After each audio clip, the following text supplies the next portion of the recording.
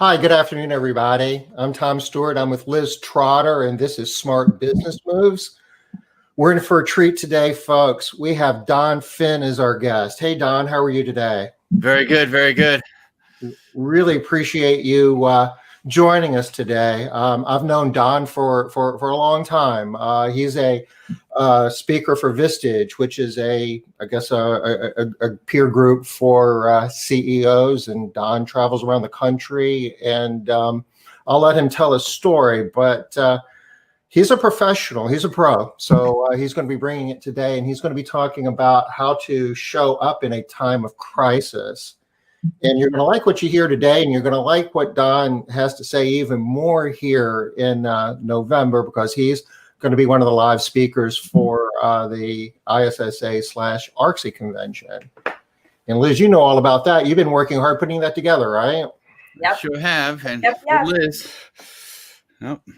Yep. I'm excited. And you're going to be a live speaker, Don, so that's even better. That's much better than a dead speaker. So I'm glad I'm going to be a live speaker. Okay. I'm looking forward to being live.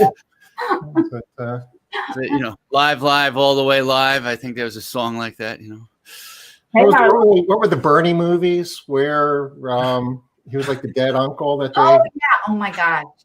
Yeah. Vacation with Bernie's. No, I can't remember. It was hysterical. Yeah. Weekend at Bernie's. That was awesome.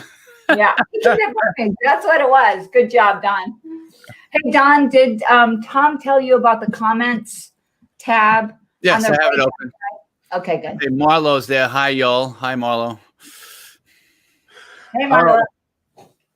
Just real quick housekeeping. We're almost to the end of the week, but we are doing on the spot tomorrow. And there's you guys hear that loud motor noise? Yeah. What is it? It's a boat. It's not loud on my end. It's very quiet, but I can hear it. Okay. I can shut the doors if I have to. Anyway, do you have a hint for who our on the spot guest is going to be tomorrow? So I want to make it easy at this point in time, y'all. If you haven't gotten it by now, you need to know this is a marketing guy. He has many, many talents, but one of his main talents is he's a marketing guy, and his initials are PF. If you can't get it there, y'all just don't know him. So I'm pretty sure you'll get him. We should Leslie probably says, hey. All right, Leslie. Spot him a few other letters, like playing hangman, I guess. We're making this too easy. Because I want them to have their questions ready for tomorrow. So, Don, I love your story, your history in terms of the life you had before you pursued my previous lifetime. Yeah. Back when you had a real job, I guess. You want to just take a few minutes and share your story with our audience? Sure. So you'll hear the Bronx accent, all right? And I moved out of the Bronx and came to San Diego when I was 20 because I was kind of uninvited to my first two colleges, and so they figured didn't make sense to go back for a third time if you don't know what you want to do, and ended up working on a tuna boat out of San Diego to kind of straighten out. And you can't party too hard in the middle of the ocean with just a bunch of guys. So it had its intended effect, and I ended up finishing up at San Diego State out here, and then going to law school. And I had two kids right away when I got off that tuna boat. So I went through college and law school, and part of the story I had, and I talk a lot about our stories, was this Robin Hood story that was sitting in the background of my consciousness about if I'm going to be a real hero, I'm supposed to help the poor and oppressed overthrow the dastardly and the villainous, right? And so I ended up doing that in the employment law arena, which I was very fascinated by. It was just kind of blowing up in the early 80s when I started my practice, and actually had some precedential cases that I did, especially in the whistleblower area. So I ended up representing these poor, oppressed, victimized employees against their dastardly, villainous bosses. And whether fortunately or not, I never lost a case I took to trial. I was very smart about what cases to try. That's part of that equation. But at the end of my career, I represented nuclear power plant whistleblowers. So I kept ratcheting up the complexity of my cases over the years. And my life turned into a John Grisham novel at that point, literally putting in over 70 hours a week, trying to fight for the cause, killing the marriage in the process, burning myself out. And they knew that I had a very big set of cases on my hands, and they would not let me take them to trial. So they put me on appeal year after year after year. These cases dragged out 5 years, 6 years. And my finances were getting dragged out 5 years, 6, and my clients were having enough of it. And we finally said, you know what, this is nonsense. And that's pretty much when I quit litigating. Interestingly, the cases I did get to litigate in those last few years, I represented employers who I had beat earlier on in my career, asking me to represent them. So my last 3 verdicts were employer verdicts. Then I quit litigation entirely at 40. I did some turnaround consulting and eventually started a company called HR That Works. So this was at the beginning of the internet just blowing up, the information marketing and all that kind of idea. And so I put together tools for HR executives, and I eventually had 3,500 companies using it. And I built that company as what I would call a lifestyle business. I was very impacted by Tim Ferriss's 4-hour work week. So from a guy who'd been working 70+ hour work weeks, seeing a book 4-hour work week, I'm like, yeah, right, but I better read this. And so I did, and it allowed me to think in terms of leverage more and using my time better. And so I ended up building that business and working 40 hours a week or less, earning more than I did as a lawyer. And then around 2014, my larger competitor kept bugging me enough, and I was ready to do something else. And I sold to Think HR, which was up in the Bay Area. They have now over 300,000 companies using their program. Wow. So the one nice thing about it is I got a friends and family rate for Think HR licenses. So if any of you guys need a Think HR license, just let me know. And so I worked with them for 2 years, got to see how Silicon Valley area-based SaaS companies worked, which was fascinating in itself. You know, all the VC money coming in and all the pressure that put on organizations. And I've been out since 2016, spending most of my time now coaching these executives and doing my public speaking. And of course, a lot of that public speaking got wiped off the map. So I will probably have my worst year in 20 years this year.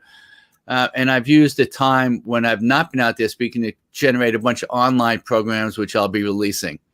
So that's the longest story of it. I live in Coronado, which is over the bridge from downtown San Diego, which is a pretty nice place. And as I was kidding with them, I don't expect any sympathy, but I've been getting bored in paradise. You know, that's I need some grit, you know, I need some travel. I need to see people, you know, get on planes and hotel rooms. Yeah, you're probably one of the only people saying that. Yeah. My wife's like, don't you have someplace to speak? You know, It's time to go, honey. One of the challenges is, you know, as I kid around in a workshop, every relationship needs space to survive. Yeah. I've got my college freshman in the living room. My wife's in the next room. I'm in this room. You know, we need some space from each other even, you know. Both of my sons, the husband and wife, are working home with 2 kids at school at home. Where do they get space, you know? So that's a challenge for so many of us right now, you know, just to maintain these relationships in this weird environment. It's the new abnormal, I guess, but hopefully this will pass in due time. You know, I guess we're waiting for some therapeutics, some vaccines. I don't know, thinking is by maybe this time next year, things might start looking more like they used to. We can hope. Yep, we can hope. What do we say just about every show? We just talk about how these are unprecedented times. Yep. And this is where you're going to learn something. You know, one of my favorite quotes is from a guy, Paulo Coelho. He's the New Age author who wrote The Alchemist. And he said that only the mediocre are ever truly comfortable.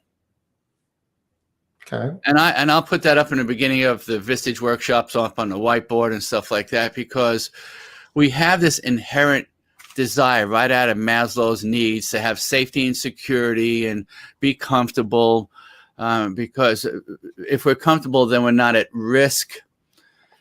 But if we're too comfortable, you might as well, check out. I sold my company to put myself into discomfort, because that means I have growth. And if we're just comfortable, we're not growing, right? And most of your audience, and I know it well from ARCSI days, starting off in ISA days, they're mostly all entrepreneurs, right? Going for it. And so they're not interested in that whole fantasy of someday I'm going to be comfortable. Really? Is that what you want? Wouldn't that just be the death of you, Yeah. Yeah, well, how's about a few days of it, all right? Just a few days of it, So, It's kind of like planning for retirement. And I know that some people look forward to that. And I guess that's fine if you've got other challenges and aspirations. But, I know for myself, I can't ever imagine that. It's like if I need to keep moving, keep working. Yeah, look, I've known, especially from my Vistas experience, I know a lot of people that are in their 70s and some in their early 80s still running groups and being very vigorous, keeping the mind sharp. As the number one fear as we get older is actually losing our mind, not our physical. The mental failures is a greater concern of people than the physical failures. And I think by staying in touch with work and stuff like that, you keep the brain sharp. If this is what I'm dealing with is anything like what retirement would be like, I don't want any part of it. Right. But what I would like is most of us, when this gets better, I like to take a little more vacations and that kind of stuff, but I don't want to stop contributing. Yeah, me either. That just sounds like heck on earth, man. No way. I'll pass. My dad's in the villages in Florida and Orlando there, and I have no desire to adopt that lifestyle, No. I can appreciate that a lot of people do. Though. That's not my gig either. It doesn't sound at all appealing or enticing. Yeah, and it's not as that motive isn't as great in the entrepreneurial community as in the quote employee community, because a lot of those people, they're traditional, they come out of Midwest manufacturing environments, they got these pensions, they're able to retire on them nicely. That's all disappearing. That after the baby boom generation, those pensions don't exist anymore, and all that stuff is gone. It's going to really change that retirement landscape a lot. I'll be curious to see what the villages is like in 20 to 30 years when all those pensions have passed away. Well, that's a good point. Yeah, that's true. Yeah. Well, it's a good thing we like to keep working. I mean, I think that's our plan. Well, no, it doesn't have to be full time, as long as it's fulfilling, right? That's the whole idea, is to be fulfilled. So yeah, agreed. Yeah. Well, tell us what you're going to talk with us about today, Don. I'm excited about I was intrigued by your topic. Yeah. Well, I have won myself out about speaking about coronavirus laws. I don't want no more coronavirus law webinars. Because of my legal background and the fact I can move quickly, I was able to jump in right away with you folks and some of the other associations because I could help quickly. Now the big law firms, they're a little slower to turn on the dime. They finally have caught up, and I'll let them do the webinars now, I'll go back to what I really want to talk about. And that's how we show up in difficult times. So we've heard of the idea of emotional intelligence. Daniel Goleman wrote that book back in 1995. All right. So that's been in the vocabulary ever since then. He actually grabbed some of that work from other professors that came out with information in 1990. He said, "Do you mind if I borrow your stuff?" and he became a bestseller with it. But what their studies have shown is that a person's emotional intelligence, or as they call EQ, emotional quotient, is more important to their leadership success than their IQ. Right? Now, we've all known some really smart people that can't get out of their own way, right? We've seen that in your industry. I've seen that in my industry, and it's omnipresent. And so I realized that this was something that directly related to the work that I was doing in the workforce, because I saw a lot of nonsense going on in the workplace, right? And I'm sure both of you have experienced that. And one of my favorite questions I ask people is, have you ever fantasized about going to work and having no employees to deal with that day? Yeah, man. I get that fantasy, right? Because we don't want to deal with all the drama. The thing that drives business owners nuts the most is that which they can't control. They're all basically control freaks. If you're an entrepreneur, you're pretty much going to be a control freak. You don't want anybody else telling you what to do in your life. That's why you work for yourself. You might have made more money working for somebody else, but the heck with that. At least I'm my own man. I'm my own woman. And we tend to be kind of micromanagers and control freaks. And that's a real challenge for us, because control is dead. As a workplace approach, trying to control other people is pretty much dead today. The catch-22 is the employee you can control. You don't want working for you. Right.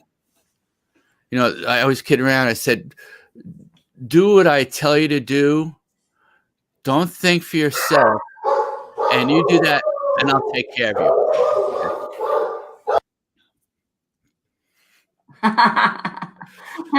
No. So do it. I tell you to do, and I'll take care of you. And I'm like, what does that sound like? First of all, it sounds like the 30s and the 40s and the 50s in the workplace, and it sounds like a parent game. And I don't know about you guys, but I don't want any of my employees thinking I'm their daddy. I am not your daddy, okay? And so I don't want to get in this situation where I'm trying to be so controlling, because that's very exhausting. And the people who allow themselves to be controlled, what does that say about them? So I'm really not interested in that type of person being my employee. I don't want anybody thinking I'm there to save them. Okay, because that's not my job to save other adults. Yeah. So when we've been going through all of this, this is an unprecedented experience for the vast majority of people. I remember 2008, 2009 very well. That's when I was doing maybe 80 Vistage workshops a year, and just seeing all the panic going on there.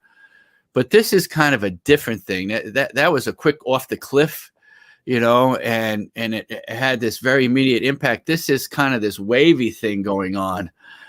We don't know when that wave oscillation is going to stop or where it's going to end up, right? And so it's a little bit unprecedented. It's not a typical financial challenge that we had in the .com failure or 2008, 2009. We're old enough to remember those things. There's a lot of people in the workplace today, the millennials, have not had to experience that. Yeah. They have not, that when they were in school in 2008, 2009, a lot of them. That was their parents' problem, not their problem.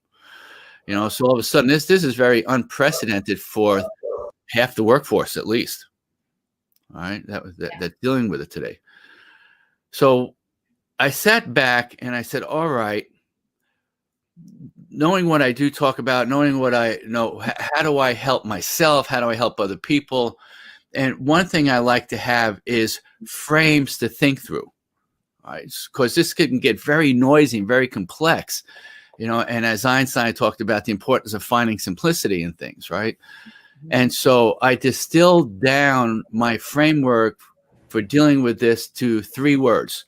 And as Tom and I were kidding around, this is my high-tech presentation today. Okay, this is where we're going. Yeah, nice. Okay. And there's, I'll be a little bit.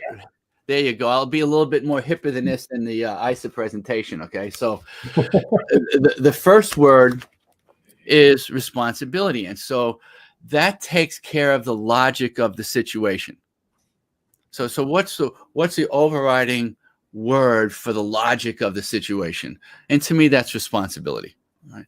And so I have to ask myself as an employer, am I doing what I'm required to do to be responsible. So now part of that responsibility is all the compliance stuff that's come out and will continue to be generated. Fortunately, the Department of Labor has done a pretty good job on their frequently asked questions page about trying to answer every possible question out there. And understanding the business of my responsibility to employees versus my responsibility for employees. Big distinction. Tom probably remembers that. I talking about it years ago. Yes. So you are only responsible for your employees where the law says you are. So right now the law says you've got to create a safe workplace. Well, that's a responsibility to put people in a safe workplace. Right? You're required to pay their wages and pay their overtime. And that's a challenge now with remote workers and how we track time tracking. So all those responsibilities for them are legally mandated. All the other places, you're only responsible to those employees. They're adults. I'm not responsible for you. You're an adult.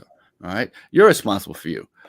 And when I do the workshops and I ask the CEO, just like I would ask both of you, what do either one of you, when I say your responsibility to your employees, what does it mean to you to be responsible to your employees?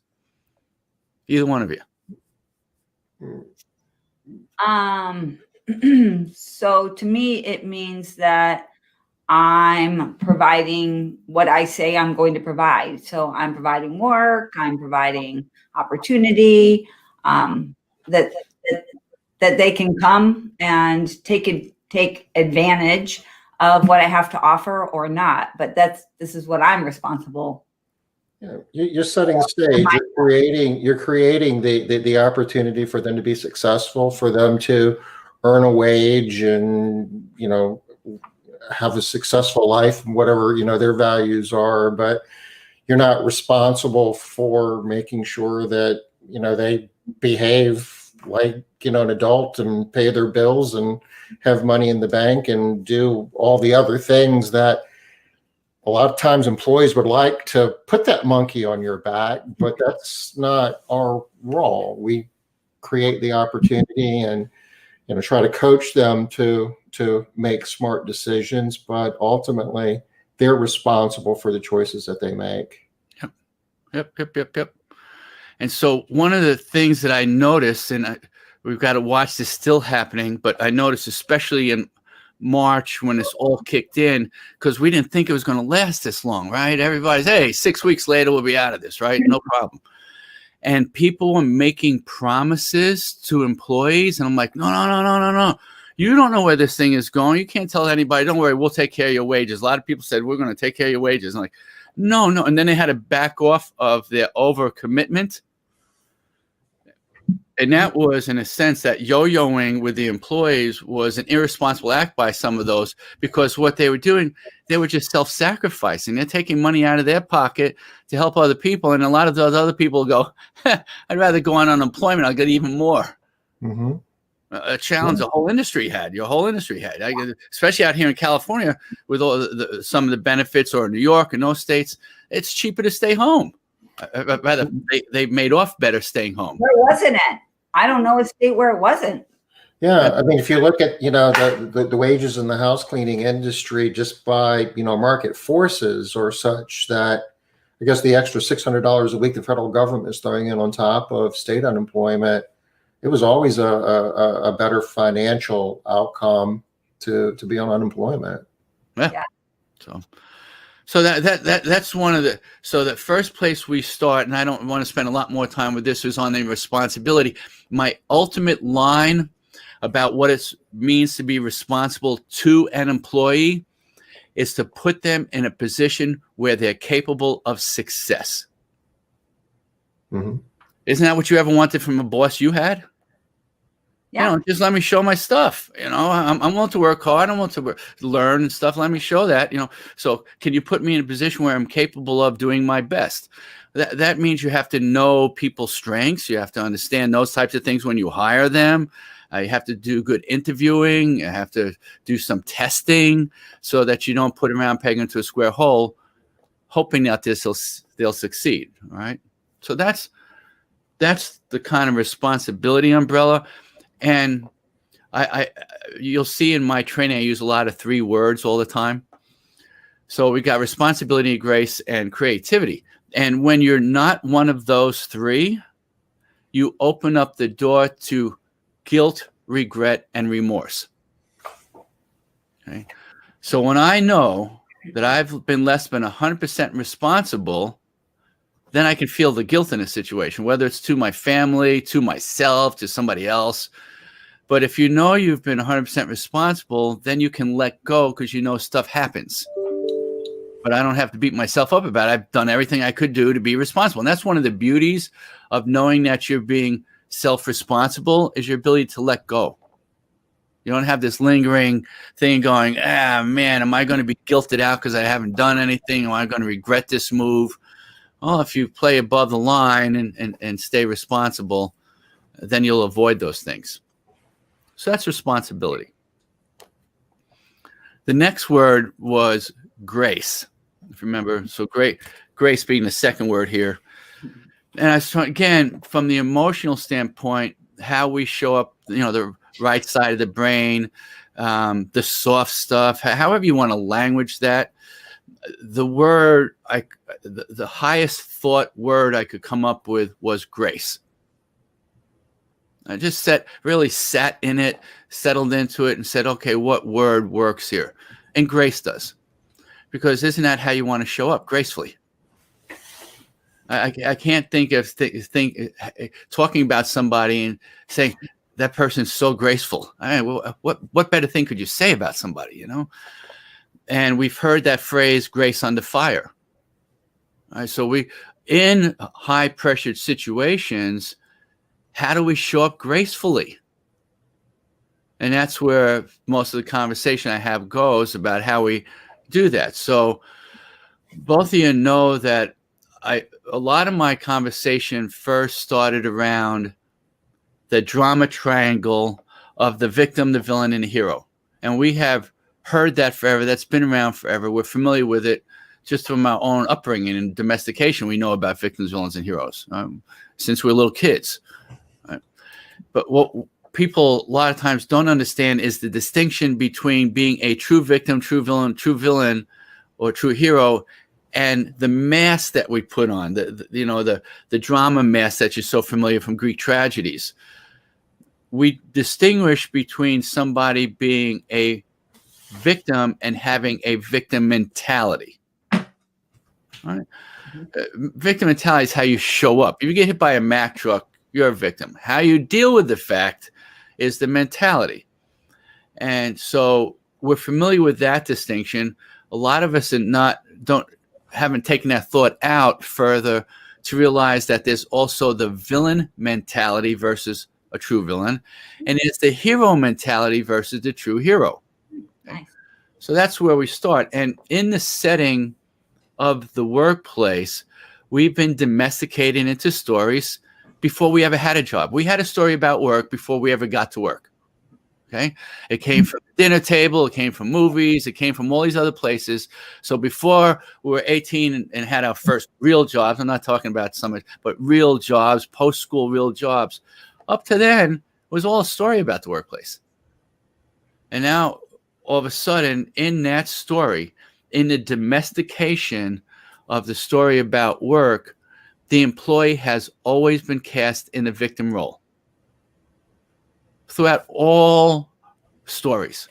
Okay. Any movie, any dinner conversation you heard about your parents talking about their experience, or somebody else talking about their experience. So it was all about how work sucked. My boss is terrible. I don't get paid enough. They treat me like, what, and all this type of stuff. That's what you didn't grow up in wonderful work stories. Who grew up in those, Unless your family was maybe an entrepreneur, right? Right. Well, so, and they had control over their lives, and then they'll point fingers at the government and everybody else, right? Right. They were more villainous. So have to start off by understanding the default position of the employee as victim. So their unconscious mind, which their learning does 90% of the processing in our body is the unconscious brain. wants you to be safe and secure. And so they have all these stories built up to say, okay, your spidey senses, I want you to watch to see where you're being victimized. The spidey senses aren't there to see it. I want you to watch where you're being treated like a hero. That's not what we're watching, because we're still concerned about safety and security. Maslow 101, right? That's what the employee is filtering for, to see if they're being manipulated, abused, if they're somehow at risk. And it's not a frontal lobe thought. They're not sitting there all day, am I at risk, am I at risk, am I at risk? The unconscious is having that conversation for them. And what happens scientifically is the unconscious thinks, hey, this is getting a little heavy. Yo, frontal brain, conscious brain, you better look into this. But otherwise, it's processing all through it. Just like when we're taking a walk, we're not telling ourselves, pick up the knee. But all of a sudden, you see a big rock you got to step over. The unconscious says, hey, better think about stepping over that rock, okay? So that's the default role of the employee. Now, I've been teaching this in sales for a number of years, too. In the story about sales, the default role of the buyer is that of a victim. Buyer beware, caveat emptor, ancient Latin. So the spidey senses of the buyer is looking to see where they're going to be manipulated, just like the employee. Right? Yeah. So that's what they're filtering for. That's what they're filtering for. Now, that's what they're finding. Yeah. Mm-hmm. Well, you get what you look for, right? Yeah. So then, in every story about the workplace throughout the millennia, what role has the boss been cast in? The villain. Boss is villain. And I challenge people, tell me one story ever otherwise. I've heard 3 stories in presenting this over 600 times. I've heard Schindler's List about the guy who's an industrialist, took over the concentration camp, and one day was in charge of killing people, the other day trying to be nice to them. So it's a juxtaposition story. The other one I hear is a Wonderful Life with Jimmy Stewart versus the old man banker. Juxtaposition story. And the other one is Scrooge, the previous Scrooge and post-Revelation Scrooge. So anytime a boss is not cast in a villain role, it's in a juxtaposition story. So I asked the executives, is the villain caring or uncaring? Uncaring. So what are the spidey senses of these employees looking for to see where you don't care about them?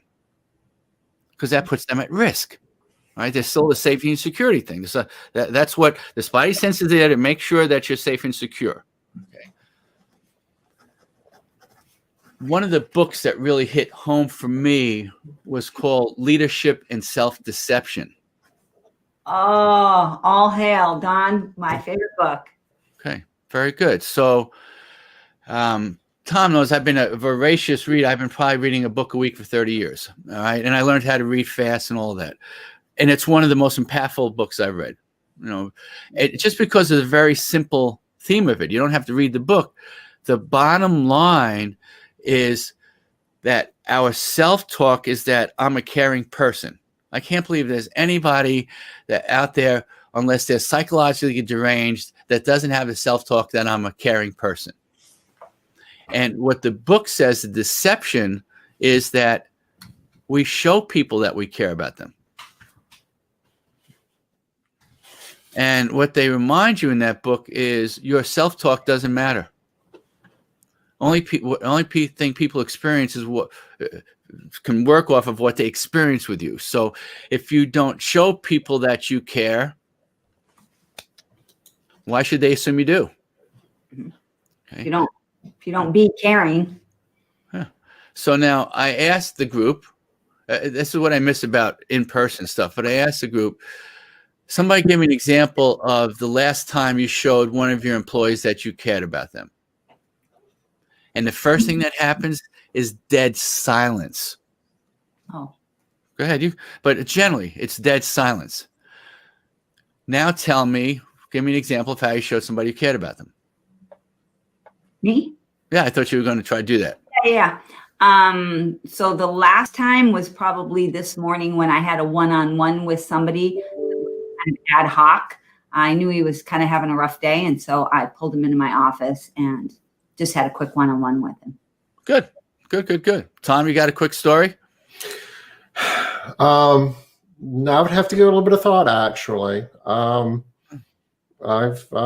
Yeah. Look, what happens is, of course, I care about them. I give them a job. I keep them in a safe environment. I'm trying to do the best to market our services so we have more work, all that type of stuff. And it's the same thing at home. I work hard. We have a nice house. We're going good vacations, all this kind of good stuff. That has no emotional connection. That doesn't register. That doesn't count. That's not the type of caring that moves the needle. Right.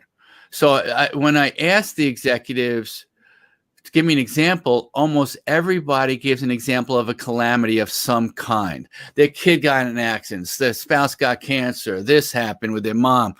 And I said, do you need a calamity to show people you care about them? Mm-hmm. Yeah. Okay. And that I was like, it was a wake-up call for me. And I played this little game, putting rubber bands on my wrist to remind me about things. And I played the game of showing one person a day for 30 straight days that I cared about them. And it changed things for me. It gave me an awareness that I didn't have. Now it's so easy to find ways to show people you care about them. I look forward to it. It's so fun. It's actually, it's gratifying stuff, One of my clients is an HR executive, high-end HR, and they manage 5 hotels. And she put together a 30-day calendar with an idea of how on each day you can show somebody you care about them. I thought that was the most awesome thing she did. She even said on the weekends how you can show your family you care about them. All right, so I'm going to show you. That was pretty amazing. You'll like this, Don. You see these 5 little paper clips? Yes. They're all different colors. Uh-huh. So these colors are connected to our core values in our company. So all the people in our office have these little paper clips, and they have to move them, all of them, from their one pocket to the other pocket, left pocket to the right pocket. They're supposed to do it every day. And I will check periodically, show me your pockets, show me your paper clips, to see if they've been moved and make sure that they have them. So you're supposed to show somebody your care about them around these paper clips. So it's the same idea, right? Same idea. Yeah. We still want to build good habits. I'm 64. I don't intend to stop building better habits, Yeah. Okay. So that's, if we don't show people we care about them, we will be villainized. That's the point. Okay? Your self-talk doesn't matter. It's only what you show people that matters. All right. Now, the third role, and by the way, going back to sales again, in the story about sales, of course, what role has a salesperson cast in throughout the millennia? Now, the number one way to show anybody you care about them is to listen to them. Number one way. Yeah. And we're horrible listeners. Horrible listeners. We can't even listen to ourselves very long nowadays. Mm-hmm. You think the conversations are short on the outside. We don't even give ourselves the luxury to think through things internally. When I do the Vistage workshops, I break out the CEOs to face each other in a chair, and one CEO is going to speak for 5 minutes to the other CEO about where they want to take their company. Okay? The other CEO is forced to just listen and sit there like a statue or a Buddhist monk. You can at least still breathe, okay? So you're not allowed to do any hand gestures, no nodding of the heads, no asking questions, nothing for 5 straight minutes. It's a purposely designed exercise.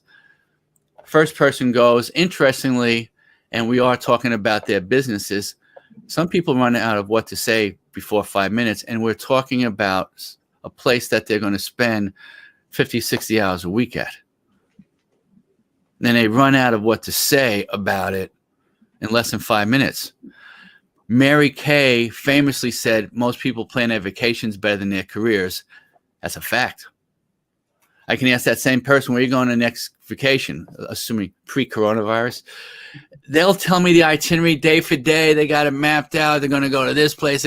They literally will spend more time planning their vacation than their career. That's a fact. Okay.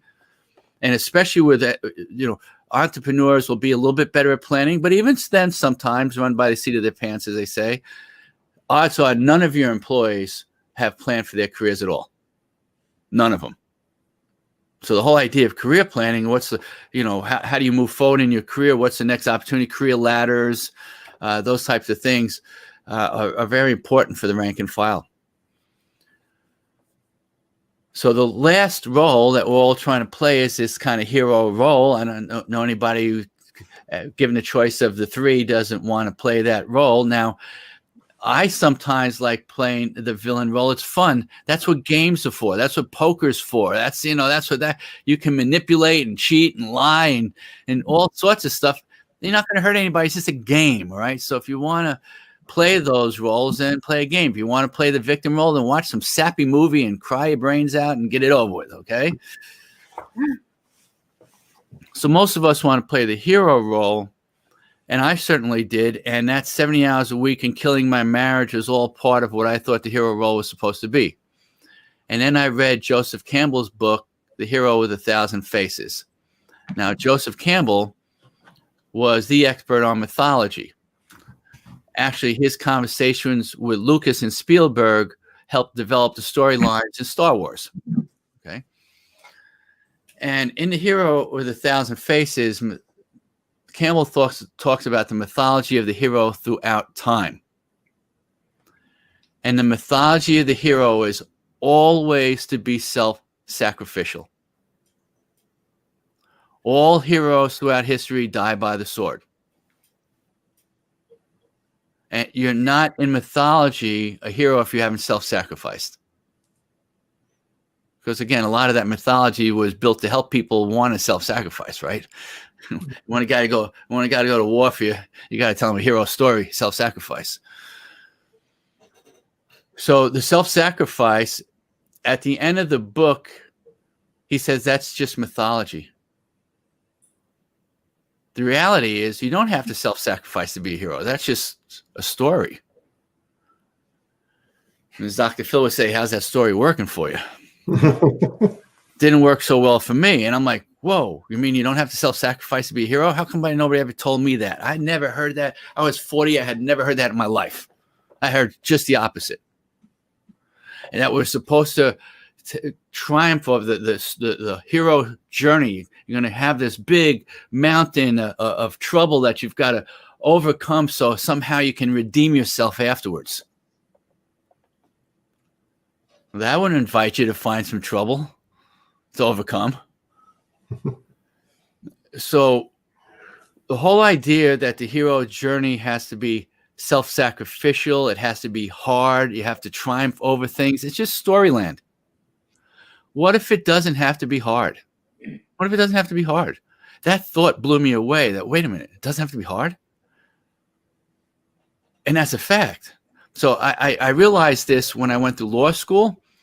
I had started 2 years later than most of my classmates because of my life's journeys. I already started with 2 kids. I'd been working. I'd had challenges way before law school. So law school is not the hardest thing on my plate, right? And everybody else had the story, law school is going to be really hard. Med school is going to be really hard. Graduate school is going to be really hard. Starting this business is going to be really hard. I had the story that I know how to listen to people. I can spit back what they've told me. I can pass a test. How hard can that be? You want to see some hard shit? I'll show you some hard stuff. You want to see some hard stuff? Just follow those people around and do the work for you guys every day, day after day after day after day. That's a lot harder than going to law school to me. Okay? Nice cushy environment, learning from smart people, just spitting it back. So I chose to have a good time going to law school, and I did. We got the same grades, got the same degree. They tortured themselves for 3 years, and I had fun for 3 years. So the reality is, even in building our businesses, we have to do things. ISA and Oxy are around to help share best practices. You just have to do the best practices. You don't need a story on top of it that it's going to be hard or it's going to be easy. I mean, you don't need a story on top of it's going to be hard. If you're going to have a story on top of it, because you need a story somehow, then have a story. I got this. This is easy. I can, no problem. Do it in my sleep. All right. You still have to do the same doing. You know, if you're trying to be a great baseball player, you're still going to have to take 100 swings in the cage. You're going to have to shoot 1,000 free throws. You still, one guy says, I love doing this. The other guy says, I hate doing this. You still got to do it. You know, why put the stress on yourself, the unnecessary added stress that this is going to be hard? Okay. Even going through this challenge right now, why do we have to add the conversation to it? This is going to be really difficult. No, I have to just do responsible, graceful, and creative things, and I'll get through this. Okay. It's like life's 10% what happens to you and 90% how you react to it. It's a choice. That's right. That's right. So now, how do we get ourselves, given the time here, just 3 words. I get into a little bit more stuff because we had a lot of upfront chatter in the presentation. But let's talk about getting out of our own victimology and helping other people get out of victimology, because anybody who tells me that they don't feel like a victim right now, I'm calling bullshit on it. Really? You're seeing 200,000 people die and you're so disconnected that doesn't cause any impact to you? My wife's brother passed away from COVID. Horrible. Way too soon, the guy, you know, great guy, patriarch of the family. And he got wiped out. Former athlete, the whole 9 yards. Is like, whoa, and the dude is only a year older than me, you know? So that brings it home. A lot of us don't appreciate this because it hasn't hit us personally, you know, like that. Sorry to hear that, Don. Yeah. I'm sorry to hear that. No, 3 words. 3 words to get through all of that, right? And these words are so helpful. So let me write them down so my Bronx accent doesn't get in the way of them.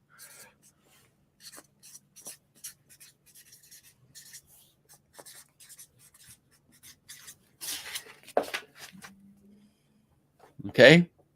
Coax, encourage, and inspire. So the first word, coax, we're not going to get out of our victimology in any kind of leap. You don't leap out of victimology. You get out of it one step at a time.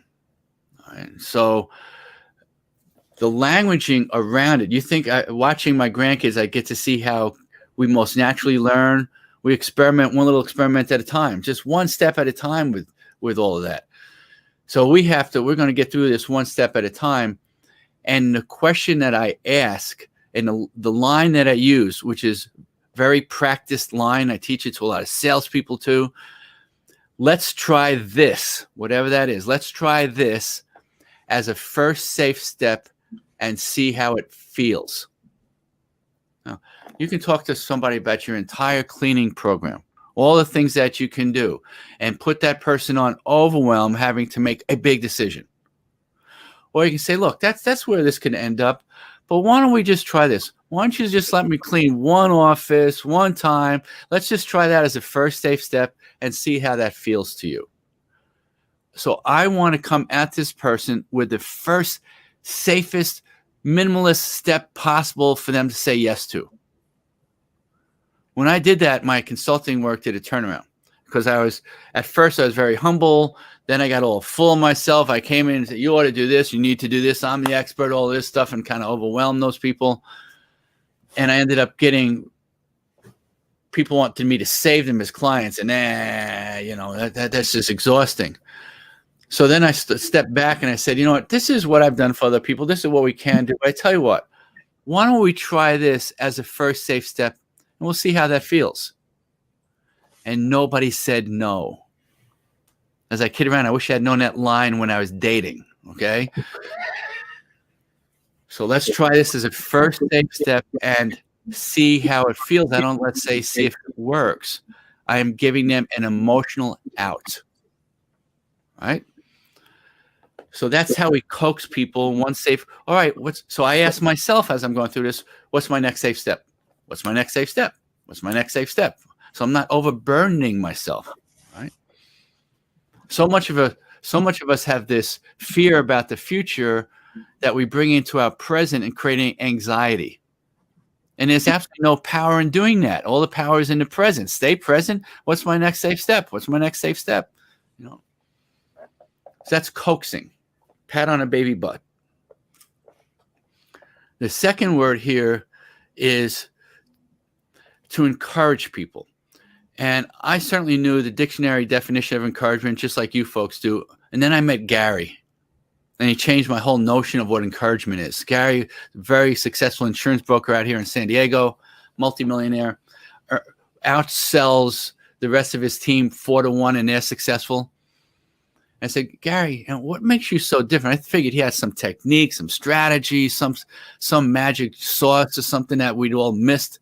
And he goes, we've all been through the same training. I can't think of anything unique. I said, all right, let's do this. Let's get he had 8 salespeople. Let's go to your conference room. Let me try to deconstruct what makes you different. Let me ask some questions and see what comes out of it. He goes, sure. So I get me and him at the head of each table, 4 people on each side. And I started by asking the question, what's the most important thing you do every day? And you can even think how you would answer that, either one of you. And I went around and I got a good, responsible, logical approach around the table. Make the plan, work the plan, understand the prospect's needs, try to satisfy their need. Look, that is good blocking and tackling, responsible thinking. And if you execute on it, you'll have 6-figure sales success, like all of them did. Then I get to Gary. And what do you think his answer was? I go, Gary. Something to do with encourage? Yeah. So what's the most important thing that you do every day? And he looks at me and he goes, I make people feel good about themselves. Now, that was not the answer I expected. My response, and I immediately got it. It was one of those things like, whoa, you know, it was the double whoa, you know, it's like, oh, I didn't expect that. And holy shit, I get it, you know. Isn't it true that the person who's made you feel good about yourself, you will do anything for? Oh, yeah. Those people might exist on one hand in your lifetime. You are blessed if you got them on 2 hands in your lifetime. I'm not kidding. Mm-hmm.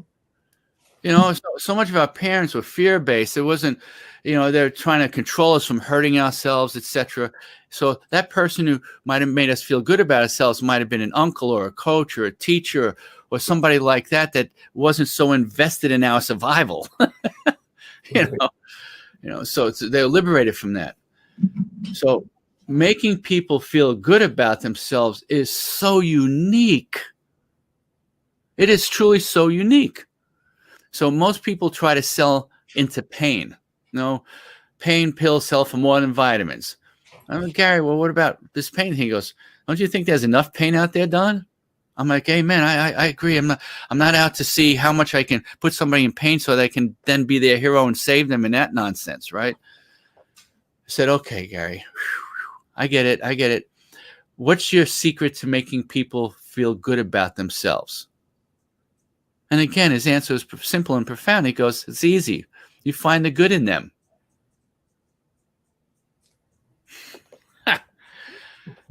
Type A New York lawyer, risk manager, auditor, investigator. I get paid to find where problems are. I can find problems. I can spot problems. And my landscape was, this is a problem, that's a problem, that's a problem, that's a problem, that's a problem. You know, I'm very good at finding problems, right? And what was I doing to myself, to my loved ones, to my work environment? I was really busy finding out what was wrong with everything. Yep. Yeah. And so that was a smack upside the head and said, okay, from now on, I'm going to find the good in things, including myself and other people and circumstances. So one way I've been getting through this is to try to find the good in it. I've actually had longer conversations with my wife and son than I've had in many years. I've actually been able to catch up with some old friends and kind of reinvent myself and do some of the learning I've been wanting to do, but never had the time to do, that type of thing. So even in the most difficult of circumstances, you know, you can find the good in it. Okay. So that's encouragement. By the way, I asked Gary, you know, how do you prep for meetings? Everybody else is like, oh, I go on the internet, I look at this stuff. I go, all right, what's your answer? And he goes, I focus on liking them before I meet them. So now, before I don't have to hear these things twice before I go into meetings. I literally will focus on liking this person before I meet them. Now, what kind of vibe do you think that brings in? Great vibe. Yeah, absolutely. We communicate through vibration just like animals do. We really do. The antelope and the cheetah don't have conversations. They just feel the vibe, and so do we, right? So the third word here is to inspire people, which comes from the Latin spiritus, which means breath or life. It's very hard to have one without the other, right? And I'm saying, so leaders have inspired people throughout the millennia with stories. You don't inspire people with facts. Facts tell, stories sell, right? Yeah. So we inspire people with stories, and it's always been the story of some kind of glorious future brought into the present. All right? Some glorious future brought into the present. That's how we inspire people. It might be horrible now, but this is what it's going. This is where we're moving towards. Right? And given all that reading landscape, one book just jumped out to me, and it's Nassim Taleb's Anti-Fragile. So Nassim Taleb wrote the book Black Swan after 9/11, very famous for it in the risk management and investment field. A black swan event is an unknowable unknown. How did anybody know people were going to fly planes into a building? All right. Interestingly, he said the coronavirus was not a black swan event because we're very well aware of these viruses. It was a white swan event that we mishandled. Okay. It wasn't a black swan. It wasn't unknowable. Everybody knew about this stuff. So then along came the 2008, 2009 crash, and because of how he dealt with risk, he made a killing in the markets. And so everybody started paying even more attention to him, went back to that book. Then he wrote the book Anti-Fragile. And by the way, in March, his hedge fund had a 400% return on investment. Okay. Yeah. So the metaphor of anti-fragile, there's a lot of people don't have savings. They don't have good health. They're very fragile in this environment. That's why we have this enormous government safety net, because you really don't want people starving and out on the street, right? You hear a lot of languaging today about resilience and resistance. The resilience is that idea of the bamboo. You can blow it down, it'll come right back up. So if you've got the 6 month savings the financial planners tell you to have, odds are you're going to get through this thing without losing the roof over your head or food in your mouth. Now, look, I know people making $300 grand a year, live paycheck to paycheck, are really panicked right now. Really panicked right now because they don't have the work and they don't have the savings to match their lifestyle. All right, so they're kind of panic mode. All right. So when you're resilient or resistant, you can take the hit and come back. Now you might have to work a little bit longer, save a little bit longer, but you'll be all right. When you're anti-fragile, you grow from disorder. You grow from chaos. You evolve like nature does. Nature is anti-fragile. So I love the metaphor being anti-fragile. What do I have to do to be stronger coming out of all of this? What can I do today to be stronger coming? That's anti-fragility. And the greatest part of anti-fragility is creativity.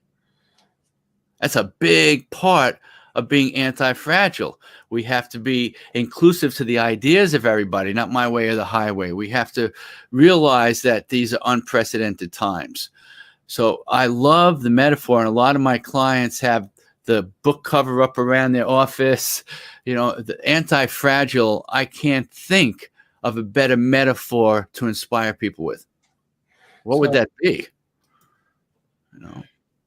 You've shared with us several books that you certainly have shaped your thinking in our discussion today. I'll drop links to these from Amazon if anybody wants to check these out. Anti-Fragile, the Joseph Campbell book. We want to make it easy for people. The leadership in self-deception is. Did I get that right, or was that? Yeah, that's it. That's it. Tom, you have had this training from me, the getting out of the box training. This is the Be Better framework. That's where that's from. Oh, really? Okay, awesome, awesome. Don, we're at the top of the hour. We've got just another minute or so. Are there any closing thoughts you'd like to leave us with? Yeah, just this framework. It really is having. If there is something more that I could really think through and sit in and use as a framework for people, this is simple. It covers all the bases. It covers the logical, covers the emotional, and it covers the new, the creative. And I can't think of a better metaphor for that. And coax, encourage, and inspire is how we help ourselves and other people become true heroes. And so that's why I love that, trying to be, we'll talk a little bit about emotional energy and bring a different conversation into the presentation that you've heard a little bit about before, about our emotions around it. So for example, a victim has very low emotional energy. A villain has a very strong, and so does hero have strong emotional energy. So how we handle our energy is something I'll also be bringing into the conversation next month. So, nice. Which is a good segue to the convention, the virtual convention. If you haven't registered for that, I'll make it easy for you.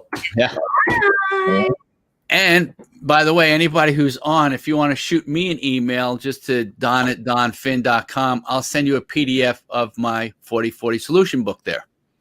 Okay. If you buy it on Amazon, but if you click on a 40/40 solution right there on the top, on the banner, Tom. Up, right, where it says 40/40 solution. Yeah. Got it. Yeah. Okay. So I will send you that book. You can buy it, the hardcover, on Amazon for $25. But if you want a PDF of it, I will send you a PDF of it. Just shoot me an email. Thank you, Don. Yes. Can I send you a text? I already have your text up. Please. All right. I have your email. Don't worry about it. All right. Will you remember? Yeah. All right. I don't want to forget. Thank you, Don. This is kind of a preview of what you're going to be getting and a whole lot more. We've got a lot of speakers for the convention, November 16th through 19th. It's going to be virtual. It's going to be really easy. You're not going to have to get on an airplane or travel or do anything. You'll be able to do it from the comfort of your own home. Just have a lot of popcorn. That's all. Easy, cheap, and safe. Yes. Hey, 3 words, right? Love both of you guys. So glad you brought me on today. I'm looking forward to catching up with everybody else at the convention. I saw the lineup. You've got some great speakers coming on. So I'm glad to be part of that team. Thank you, Don. We'll see you in November, and we'll be back here tomorrow at 5 o'clock Eastern. Take care. See you.